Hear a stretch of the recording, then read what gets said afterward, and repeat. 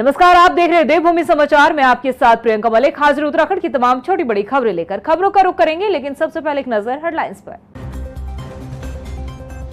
उत्तराखंड में लापरवाह अधिकारियों को सीएम धामी ने किया तलब। शिकायतों का समाधान न करने वाले अधिकारियों पर होगा एक्शन। नौकरशाही पर विपक्ष ने भी साधा निशाना।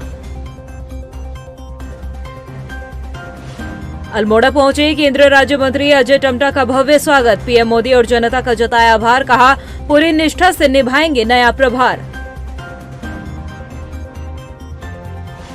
उपचुनाव में कांग्रेस की प्रदेश प्रभारी कुमारी शैलजा ने बनाई दूरी। प्रदेश प्रभारी की गैर मौजूदगी कांग्रेस को पड़ेगी भारी। चुनावी रणनीति पर उठ रहे सवाल। और देहरादून के रवि बड़ोला हत्याकांड में बढ़ी आरोपियों की मुश्किलें। हत्या आरोपियों पर लगाई गैंगस्टर, अवैध संपत्ति होगी जब्त। राज्य में जहां एक तरफ मुखिया जनता की समस्याओं को गंभीरता से लेते हैं, तो वहीं राज्य के अधिकारी इन समस्याओं के समाधान में अक्सर लापरवाही दिखाते हैं, जिसका नतीजा ये होता है कि समय से लोगों की परेशानियों का हल ही नहीं निकल पाता। लेकिन ऐसे अधिकारियों पर अब गाज गिरेगी, ये रिपोर्ट देखिए। उत्तराखंड में नहीं चलेगी अधिकारियों की मनमानी। एक्शन में सीएम पुष्कर सिंह धामी। शिकायतों का समाधान नहीं करते अधिकारी, अफसरों पर भारी पड़ सकती है ये लापरवाही। उत्तराखंड में लापरवाह अधिकारियों की अब खैर नहीं। जो अफसर जनता की समस्याओं के समाधान पर काम नहीं करेंगे, अब उन अधिकारियों के खिलाफ सख्त एक्शन लिया जाएगा। दरअसल उत्तराखंड के मुख्यमंत्री पुष्कर सिंह धामी जहां आम जनता की शिकायतों के निस्तारण को लेकर गंभीर नजर आते हैं और सीएम हेल्पलाइन के साथ ही जनता दरबार के जरिए जनता की समस्याओं का समाधान करते हैं, तो वहीं अक्सर देखने को मिलता है कि लोगों की समस्याओं के निस्तारण में कई अधिकारी लापरवाह बने रहते हैं। हालात ऐसे हैं कि उत्तराखंड के 20 विभागों के 1523 L1 स्तर के अधिकारियों में से 643 ने एक महीने से समस्याओं के समाधान निस्तारण को लेकर पोर्टल पर लॉगिन तक नहीं किया। इस लापरवाही की भनक जब सीएम पुष्कर सिंह धामी को लगी, तो मुख्यमंत्री ने विभागवार सभी अफसरों को तलब किया। हालांकि राज्य में अफसरशाही को लेकर हमेशा सवाल उठते रहे हैं। ऐसे में जब सीएम पुष्कर सिंह धामी ने ही अधिकारियों पर एक्शन लेने की बात कही, तो कांग्रेस ने भी निशाना साधा।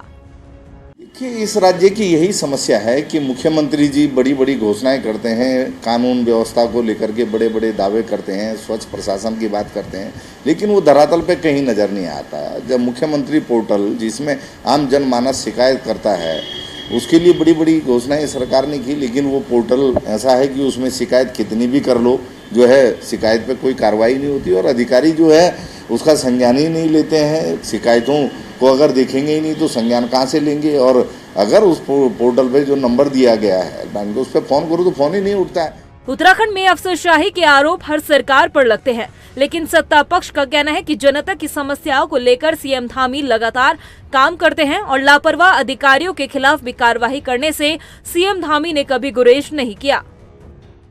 नहीं, देखिए ऐसा नहीं है। जो पोर्टल खुला है, जो नंबर फ्लैश किया गया जनता के लिए, मुझे लगता है कि पुष्कर सिंह धामी जी ने इसलिए किया कि जनहित के जो भी कार्य हों या जनता की जो भी शिकायतें हों, उनकी परेशानियां उनको दूर किया जाए अधिकारियों के द्वारा। अगर अधिकारी इस तरह की लापरवाही बरतेंगे तो मुझे लगता है कि मुख्यमंत्री जी ने जो सख्त रुख अपनाया है, तो मुझे लगता है बिल्कुल बेहतर है। वो अधिकारियों का कर्तव्य बनता है कि जिस जनता ने, प्रदेश की जनता ने पुष्कर सिंह धामी जी को दोबारा मुख्यमंत्री के रूप में चुना है और प्रदेश की जनता ने भारतीय जनता पार्टी को 5 की 5 लोकसभा सीट दिए, तो मुझे लगता है प्राथमिकता पे पूरी प्रदेश की जनता के काम होने चाहिए, उनकी शिकायतों का निवारण होना चाहिए। राज्य में मनमानी करने वाले अधिकारियों पर सीएम धामी ने सख्त रुख अख्तियार किया है।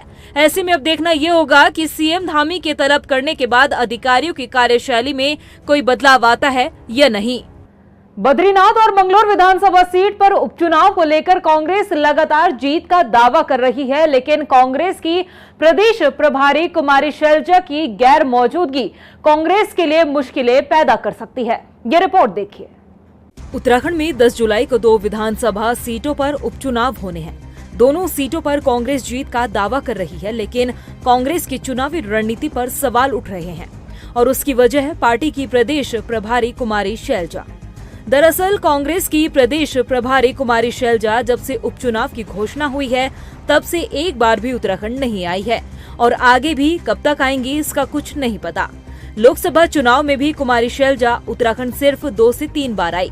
हालांकि उपचुनाव में कुमारी शैलजा वर्चुअली माध्यम से संगठन को दिशा निर्देश दे रही है, लेकिन धरातल पर क्या कुछ तैयारी है, इसका अभी तक कुमारी शैलजा ने कोई जायजा नहीं लिया, जिससे कांग्रेस की मुश्किलें बढ़ सकती हैं। अगर वो सदन में नहीं रहेंगे, आप कहेंगे कि साहब संसद सदस्य बनी है और व्हिप के बाद भी जो है वो दिल्ली नहीं है और अपने सदन में अपनी जिम्मेदारियों का निर्वहन नहीं कर रहे हैं, यहाँ नहीं आएंगे तो आप कहेंगे साहब वो यहाँ नहीं आ रही। ये समझने की बात है, नया ज़माना है, टेक्नोलॉजी का ज़माना है। रोज़ शाम को या देर रात को जब वो सदन से आती हैं, उसके बाद वो वर्चुअल हमसे मीटिंग करती हैं, दिशा निर्देश देती हैं और अपनी दोनों जिम्मेदारियों का निर्वहन कर रही हैं। वहाँ कांग्रेस का व्हिप जारी है, इसलिए वो सदन में है, क्योंकि संसद चल रही है और पहला सत्र है तो उनका होना वहाँ महत्वपूर्ण है। और लोगों ने तभी भी पूछा जब वोट चल रही थी, क्या बिना शपथ लिए वो यहाँ आ जाती? संसद बनी है सिरसा से, तो उनको वहाँ रहना जरूरी है। वर्चुअल मीटिंग्स कर रही हैं, लगातार दिशा निर्देश दे रही हैं और वर्चुअल मीटिंग में सामने बैठ के जैसी बातचीत होती है ऐसी बात होती है। तो फिजिकली वो नहीं है, लेकिन वो लगातार हमारे टच में हमको दिशा निर्देश दे रहे हैं। लोकसभा चुनाव में भी कांग्रेस हाईकमान ने उत्तराखंड पर कोई खास ध्यान नहीं दिया, जिसका नतीजा ये रहा कि 5 सीटों पर कांग्रेस को हार का सामना करना पड़ा।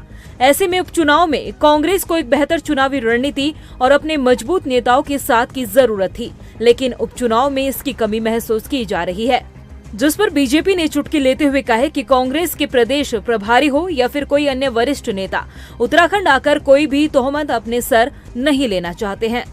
भली बात ही पता है हमारी शैलजा को कि उत्तराखंड कांग्रेस कोई चुनाव नहीं जीतने जा रही है। 2014 से लगातार हर चुनाव में यही कहते हैं कि कांग्रेस जीतने जा रही है। 14 में आप लोकसभा चुनाव में देखिए 5-0 शून्य पे कांग्रेस आउट। उसके बाद 17 में विधानसभा चुनाव से इस प्रदेश की यशस्वी जनता ने उनका आउट किया। फिर 19 के लोकसभा चुनाव में इस प्रदेश की जनता ने उनका आउट किया। 22 के विधानसभा चुनाव में फिर से कांग्रेस आउट रही और 24 में बड़ी उम्मीद थी कांग्रेस को, लेकिन इस प्रदेश की देवतुल्य जनता ने कांग्रेस को सिरे से नकार दिया है। इस कारण उनकी प्रदेश प्रभारी हो, अन्य शीर्ष नेतृत्व हो, उनको भली भांति पता है उत्तराखंड में जो है कांग्रेस कोई चुनाव जीतने नहीं जा रही है। इसलिए वो भी अपने सिर जो है इस प्रकार की तोहमत नहीं लेना चाहते कि वो आए और उसके बाद चुनाव हार गए। उत्तराखंड कांग्रेस दोनों सीटों पर जीत का परचम लहराकर लोकसभा चुनाव में हुई हार की कसक को दूर करना चाहती है, लेकिन इसे दूर करने के लिए हाईकमान का साथ जरूरी है। अब देखना ये होगा कि प्रदेश प्रभारी की गैर मौजूदगी में प्रदेश नेतृत्व इस चुनाव में कैसा प्रदर्शन करता है। अल्मोड़ा सांसद और केंद्रीय राज्य मंत्री अजय टम्टा अपने गृह क्षेत्र अल्मोड़ा पहुंचे, जहां बीजेपी के कार्यकर्ताओं ने उनका भव्य स्वागत किया। अजय टम्टा ने जनता का आभार जताते हुए पीएम मोदी का भी आभार जताया। इसके साथ ही उन्होंने कहा कि उनको जो दायित्व दिया गया है वो पूरी निष्ठा के साथ उसे निभाएंगे। इसके साथ ही उनका ये भी कहना है कि सड़कों के क्षेत्र में जो कार्य प्रधानमंत्री और मंत्री गडकरी ने किए हैं, उन सभी कार्यों को आगे बढ़ाने में पूरा सहयोग करेंगे। हम सब के प्रिय नेता, विश्वव्यापी नेता आदरणीय नरेंद्र भाई मोदी जी के मार्गदर्शन में सरकार में काम करने का अवसर मुझे मिला है। मैं सौभाग्यवान हूँ कि मेरा अल्मोड़ा में जन्म हुआ। अपने इस संसदीय क्षेत्र पिथौरागढ़, बागेश्वर, चंपावत का मुझे नेतृत्व करने का मौका मेरे भाइयों ने, बहनों ने, आम जनमानस ने मुझे दिया है, परिवार वालों ने दिया है। तो इसलिए ये एक बहुत महत्वपूर्ण जिम्मेदारी मुझे मिली है। राज्य में खनन माफिया पर लगाम लगाने के लिए सरकार तमाम तरह की कोशिशें कर रही है। सीएम धामी ने अधिकारियों को भी जीरो टॉलरेंस की नीति पर अमल करने के निर्देश दिए। सीएम धामी के निर्देश के बाद अब अधिकारी एक्शन मोड में नजर आ रहे हैं और खनन माफिया में हड़कंप मची हुई है। यह रिपोर्ट देखिए। धामी के निर्देश पर अधिकारियों का एक्शन, अवैध खनन के खिलाफ चल रहा हंटर, जीरो टॉलरेंस की नीति पर हो रहा अमल। उत्तराखंड के जनपद नैनीताल और उधमसिंह नगर में खनन माफियाओं पर लगाम लगाने के लिए इन दिनों वन विभाग की टीम जीरो टॉलरेंस की नीति पर अमल कर रही है। बावजूद इसके खनन माफियाओं के हौसले बुलंद है। अब ताजा मामला काशीपुर की कोसी नदी से सामने आया है, जहां आरोपियों ने नदी का सीना चीर चारों तरफ खाई बना दी। हालांकि जब मामला वन विभाग तक पहुंचा तो अधिकारी हरकत में आए और खनन माफियाओं को सख्त चेतावनी देते हुए कहा कि अगर नदी और गहरी होती है तो खनन माफियाओं के खिलाफ धामी का हंटर चलेगा। बता दें कि इन दिनों वन विभाग की टीम उधमसिंह नगर और नैनीताल जिले में स्टोन क्रशर के खिलाफ जांच अभियान चलाए हुए है। वन विभाग की टीम स्टोन क्रशर में पैमाइश कर रही है और नियमों की अनदेखी के बाद अब तक 5 स्टोन क्रशर पर कार्रवाई भी हो चुकी है। वन विभाग की टीम स्टोन क्रशर पर पैमाइश कर रही है। वहीं नियमों की अनदेखी करने पर अब तक 5 स्टोन क्रशर पर सीज की कार्रवाई हो चुकी है। क्षेत्र में जांच टीम ने दर्जनों से अधिक स्टोन क्रशर के खिलाफ मोर्चा खोला हुआ है। अब ये अभियान लगातार चलता रहेगा, किसी भी तरह से इसमें ढील नहीं दी जाएगी और इसमें लगातार हमारी टीमें अभी भी 3-3, 4-4 टीमें हम अलग अलग क्षेत्र में भेज रहे हैं। और जो अगर किसी के द्वारा अगर खाइयों को पाट करके दोबारा से गाड़ियां भेजने की कोशिश की गई तो उनके खिलाफ FIR की कार्रवाई की जाएगी। और क्रशर जो कि सीज हो गए हैं वो तो इतने आसानी से खुलने वाले नहीं हैं। और अभी जो आगे जो और लोग भी, कुछ लोग हमारे रडार पे है जो कि लगातार माल खरीदते थे इस बीच में, जिनके पास चोरी का माल अत्यधिक इकट्ठा हो गया है, तो उनके खिलाफ भी आगे भविष्य में कार्रवाई जारी रहेगी। बहरहाल सीएम धामी के निर्देश पर वन विभाग के अधिकारी एक्शन फॉर्म में हैं। अवैध खनन पर चल रहे धामी के हंटर से खनन माफिया भी टेंशन में जरूर है। देखना ये होगा कि सरकार की तमाम कोशिशों के बाद भी अवैध खनन से उत्तराखंड कब मुक्त होता है। वहीं मसूरी नगर पालिका क्षेत्र के मकड़ेती गांव में एनजीटी के निर्देशों के बाद करीब 1 दर्जन अवैध निर्माण को ध्वस्त किया गया। इस दौरान भारी पुलिस बल मौके पर मौजूद रहा। मसूरी नगर पालिका परिषद के अधिशासी अधिकारी राजेश निथानी ने बताया कि मकड़ेती गांव में अतिक्रमण को लेकर नोटिस जारी किया गया था, उसके बाद अवैध अतिक्रमण को हटाया गया है। इसके साथ ही उन्होंने कहा कि नगर पालिका की जमीन पर जहां भी अतिक्रमण किया गया उन सभी को चिन्हित किया जा रहा है। एनजीटी के निर्देश पे चिन्हीकरण की कार्रवाई की गई थी और कुल 12 अतिक्रमण यहाँ पे चिन्हित किए गए थे। ये 12 में जो शासन की 2016 की जियो है उसके अनुसार 2016 से पूर्व के जो निर्मित थे उनको छोड़ते हुए कार्रवाई की गई। यहाँ पे कुल 7 भवन थे जो इस कार्रवाई के अंतर्गत आए और उनके ध्वस्तीकरण की कार्रवाई की जाए। देहरादून में कलयुगी मां अपनी ही बच्ची की हत्यारण बन बैठी। प्रेमी के साथ मिलकर एक मां ने अपनी ही बेटी को मौत के घाट उतार दिया और फिर रची आत्महत्या की कहानी। यह रिपोर्ट देखिए।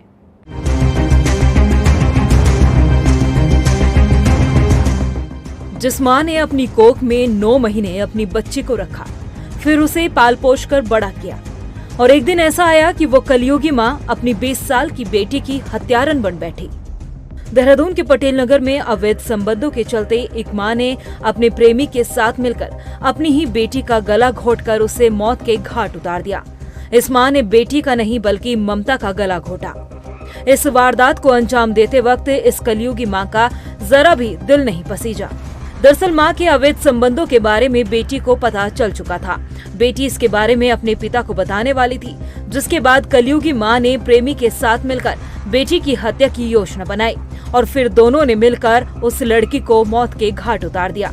इसके बाद इस पूरी वारदात को आत्महत्या का रूप देने के लिए शव को फंदे से लटका दिया। पुलिस ने जब हकीकत से पर्दा उठाया तो सच सबके सामने आ गया। आरोपी महिला और उसके प्रेमी को पुलिस ने गिरफ्तार कर लिया है। एक माँ जो ने अपनी बेटी की जो हत्या में शामिल रही और साथ ही साथ अपने जो उनके संबंध थे एक लड़के के साथ, उसके साथ मिलकर उसकी गला दबाकर पहले हत्या करी। इसके बाद जो है उसको आत्महत्या का रूप देने के लिए अपने प्रेमी के साथ मिलकर उसकी डेड बॉडी को हैंग कर दिया था, जिससे बाद में लगे कि उसकी सुसाइड के द्वारा मृत्यु हुई है। चूँकि जब ये सूचना आई थी तो इसका पुलिस ने मौका निरीक्षण किया था, कुछ संदिग्धता उसमें प्रकट हुई थी और इसीलिए PM रिपोर्ट का इंतजार हो रहा था। और तभी मीन टाइम इसमें बीच में पता चला कि कहीं ना कहीं जो महिला जो मृतका की जो माँ है वो उसका किसी लड़के के साथ संबंध था और वो सुबह यहाँ पर देखा गया था। इसके बाद कॉल ड्यूटी एनालिसिस और अन्य पूछताछ की गई तो समस्त घटनाक्रम का खुलासा हुआ, जिसमें जो मृतका जो लड़की है 19 साल की, उसकी मदर और उनके प्रेमी द्वारा मिलकर उसकी सुबह सुबह हत्या कर दी गई और हत्या करने के बाद आत्महत्या का रूप देने के लिए उसको हैंग कर दिया गया। दोनों लोग को अरेस्ट करके न्यायिक हिरासत में भेजा गया है। दुनिया के सबसे सच्चे और ममताई वाले रिश्ते को तार-तार करती ये घटना को सुनकर हर कोई हैरान है। हर किसी की जुबान पर एक ही सवाल है कि क्या कोई माँ इतनी बेरहम हो सकती है? क्या एक माँ अपने ही बच्चे को मौत के घाट उतार सकती है? क्या औलाद से बढ़कर एक माँ के लिए कोई दूसरा उससे ज्यादा प्यारा हो सकता है? ये कई सवाल है, लेकिन सवाल के जवाब में ये वारदात हर किसी की आंखों के सामने घूम रही है। उधर देहरादून के रायपुर थाना क्षेत्र में डोभाल चौक पर हुए गोलीकांड मामले में अब आरोपियों की मुश्किलें बढ़ती नजर आ रही है। पुलिस ने घटना में शामिल 7 आरोपियों के खिलाफ गैंगस्टर एक्ट के तहत मुकदमा दर्ज किया है। एसएसपी अजय सिंह ने बताया कि आरोपियों की अवैध संपत्ति की जांच की जा रही है और जल्द ही गैंगस्टर एक्ट के तहत ये कार्रवाई जो चल रही है उसके तहत ये जो संपत्ति है उसे जब्त किया जाएगा। आपको बता दें कि ये गोलीकांड की घटना 16 जून को हुई थी। लोग इंजर्ड हुए थे। इसमें पूरे गैंग में जो 7 लोग टोटल शामिल थे, सभी की गिरफ्तारी हो चुकी है। और चूंकि इनके द्वारा अभी जो जानकारी मिली थी कि अवैध संपत्तियां भी इसमें अर्जित की गई कुछ, तो इसको देखते हुए इसमें सभी के ऊपर जो पुराना आपराधिक इतिहास और सभी मुकदमों को लेकर गैंगस्टर एक्ट में मुकदमा थाना रायपुर में दर्ज कर दिया गया है। इसमें स्पेशल टीम लगाई गई है जो इनकी अवैध संपत्तियों की जाँच करेगी, कहीं के द्वारा इस तरह के अवैध कब्जे किए गए उसकी जाँच करेगी और इसके बाद नियमानुसार उसको 14 की जो अधिनियम है उसकी जब्तीकरण की कार्रवाई को अमल में लाया जाएगा। 1 जुलाई से देश भर में लागू होने वाले 3 नए आपराधिक कानूनों के लिए उत्तराखंड में तैयारी पूरी हो चुकी है। कम समय को देखते हुए सभी मास्टर ट्रेनर और अभियोजन अधिकारी की संयुक्त टीम ने विवेचना संबंधी पुलिस अधिकारियों को प्रशिक्षण दिया। डीआईजी नीलेश भरने की माने तो नए कानून को लेकर सभी आईपीएस अधिकारी, पीसीएस और इंस्पेक्टर के साथ ही सब इंस्पेक्टर को ट्रेनिंग दी जा चुकी है। इसके अलावा नए कानून के लिए सभी स्तर से प्रचार प्रसार किया जा रहा है। ऑनलाइन पोर्टल पर भी जानकारी दी जा चुकी है। इसमें प्रशिक्षण जो है हमारे जो आईओ है, हमारे इन्वेस्टिगेटिंग ऑफिसर, इनको हम पिछले 2 माह से लगातार प्रशिक्षण करा रहे हैं। तो इसमें सारे हमारे जितने भी आईपीएस अफसर से लेके जितने हमारे पीपीएस अफसर हैं, इसके अलावा हमारे इंस्पेक्टर, सब इंस्पेक्टर्स, सभी को जो है प्रशिक्षण लगभग 1 राउंड पूरा प्रशिक्षण करा दिया गया है। जो भी उनका रोल होगा नए कानून के अंतर्गत, जो भी उनको कार्य करने होंगे, वो प्रशिक्षण पिछले 2 माह से लगातार चल रहा है। काफ़ी प्रशिक्षण जो है ऑफलाइन भी कराया गया है, अभी ऑनलाइन भी प्रशिक्षण चल रहा है। हमने हमारे जो पुलिस, उत्तराखंड पुलिस की वेबसाइट है, इसमें भी जो है प्रशिक्षण की जो मटेरियल है वो भी डाले हुए हैं। सड़क पर स्टंट कर अपनी और दूसरों की जान खतरे में डालने वालों को पुलिस अब 8 हार्ली डेविडसन और फिर BMW बाइक से पकड़ेगी। इसके लिए यातायात निदेशालय ने प्रस्ताव तैयार कर लिया है। यातायात निदेशक की माने तो अपनी एनफोर्समेंट क्षमता को बढ़ाने के लिए निदेशालय ने यह फैसला लिया है। उन्होंने बताया कि ये बाइक ऐसे जिलों में रहेगी जहां हादसे ज्यादा होते हैं। इसके साथ ही उन्होंने ये भी बताया कि साल के आखिरी तक ये बाइक यातायात पुलिस के बेड़े में शामिल की जाएंगी। अपनी इन्फोर्समेंट क्षमता को बढ़ाने के लिए इस बार उत्तराखंड पुलिस ने अपने संसाधनों में कुछ इजाफा करने का, टेक्नोलॉजी के पॉइंट ऑफ व्यू से इजाफा करने का सोचा है। तो इस वक्त हम लोगों ने जो डिसाइड किया है वो ये कि इस फाइनेंशियल ईयर में हम लोग 8 हार्ले डेविडसन या BMW मोटरसाइकिल हम लोग परचेस करेंगे और इनका डिप्लॉयमेंट हम लोग इंटर स्टेट बॉर्डर के आसपास एरिया में रखेंगे जहाँ पर दुर्घटना ज़्यादा होते हैं, ब्लैक स्पॉट या दुर्घटना संभावित क्षेत्र ज़्यादा होता है, वहाँ पर इन व्हीकल्स को हम डिप्लॉय करेंगे। तो डेफिनेटली इससे हमारी कैपेसिटी इनहेंस होगी और सड़क दुर्घटनाओं में कमी लाने का इससे हमारा जो प्रयास है उसको बल मिलेगा। चंपावत में मुख्यमंत्री घसियारी योजना के तहत आहार पर पशुपालक टूट पड़े। दरअसल जिले में काफी वक्त से पशुपालकों को सस्ती दरों से मिलने वाले पशु आहार की सप्लाई नहीं हो रही थी और इस वजह से पशुपालकों को परेशानियों का सामना करना पड़ा। पशुपालकों ने बताया कि वो बाहर से महंगे दामों पर पशु आहार खरीद रहे थे। सहकारी समिति के सचिव महेश बोहरा ने बताया कि विभाग ने 365 बैग पशु आहार के उपलब्ध कराए हैं। के बारे में हम काश्तकार ये कहना चाहेंगे कि जो भी है कि मुख्यमंत्री तक ये बात पहुंचनी चाहिए। जो घसियारी योजना उन्होंने लागू कर रखी है उसका सब जनता तक बराबर, जो लगातार अगर गाड़ी आती रहेगी तो पूर्ति हो जाएगी। लेकिन अब बहुत समय बाद ये गाड़ी आई है तो इसलिए यहाँ तक अभी खपत कम हो रही है, तो पहुँच नहीं रहा है, तो यहाँ पब्लिक काश्तकार परेशान है। आप लोगों ने हमारे मुख्यमंत्री घसियारी योजना काफ़ी लंबे समय से नहीं पहुँच पा रही थी, किसी कारण हमारे जितने भी किसान हैं, पशुपालक हैं, हमारी महिलाएं हैं, आप लोगों ने बेसब्री से इंतजार किया है और आप लोगों ने बहुत सहयोग किया।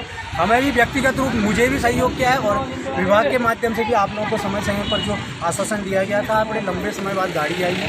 बहुत ज़्यादा डिमांड थी और आप लोगों ने हम लोगों के सहयोग के लिए जो भी आपके अब कम मात्रा में ले जाकर हमें सहयोग किया है, उसके लिए मैं सभी काश्तकारों का, हमारे जितने कृषक भाई बहन लोग, उनका मैं तहे दिल से हार्दिक धन्यवाद करना चाहता हूँ। और प्रदेश की खबरों में इतना ही, फिर हाजिर होंगे कुछ खास खबरों के साथ। तब तक के लिए मुझे दे इजाजत। नमस्कार। उत्तराखंड में लापरवाह अधिकारियों को सीएम धामी ने किया तलब। शिकायतों का समाधान न करने वाले अधिकारियों पर होगा एक्शन। नौकरशाही पर विपक्ष ने भी साधा निशाना। अल्मोड़ा पहुंचे केंद्रीय राज्य मंत्री अजय टम्टा का भव्य स्वागत। पीएम मोदी और जनता का जताया आभार। कहा पूरी निष्ठा से निभाएंगे नया प्रभार। उपचुनाव में कांग्रेस की प्रदेश प्रभारी कुमारी शैलजा ने बनाए दूरी। प्रदेश प्रभारी की गैर मौजूदगी कांग्रेस को पड़ेगी भारी। चुनावी रणनीति पर उठ रहे सवाल। और देहरादून के रवि बड़ोला हत्याकांड में बढ़ी आरोपियों की मुश्किलें। हत्या आरोपियों पर लगाई गैंगस्टर। अवैध संपत्ति होगी जब्त।